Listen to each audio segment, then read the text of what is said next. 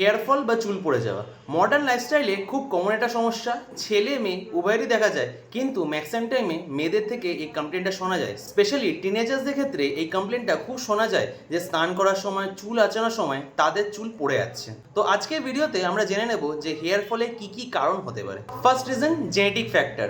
যদি জিনে থাকে এটা অ্যান্ড্রোজেনেটিক অ্যালোপেসিয়া, তবে কিন্তু মেয়েদের ক্ষেত্রে বা ছেলেদের ক্ষেত্রে চুল পড়ে গিয়ে টাক হয়ে যাওয়ার প্রবণতা দেখা যায়। এটা মূলত ফ্যামিলি থেকে ইনহেরিটেড হয়ে থাকে। নেক্সট কন্ডিশন মেয়েদের ক্ষেত্রে খুব কমন, হরমোনাল চেঞ্জেস।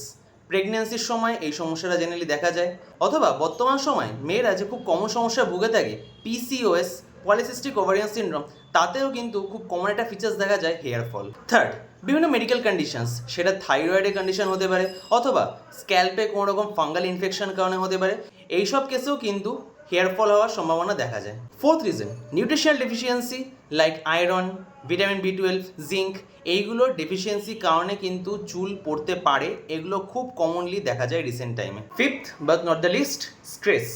এখনকার টাইমে এটা কিন্তু খুব কমন শোনা যায় সবার কাছ থেকে যে অফিস লাইফের স্ট্রেস, বিভিন্ন কারণের স্ট্রেস, সেইগুলো কিন্তু চুল পড়ে যাওয়ার ওপর খুব ডিপলি এফেক্ট ফেলে।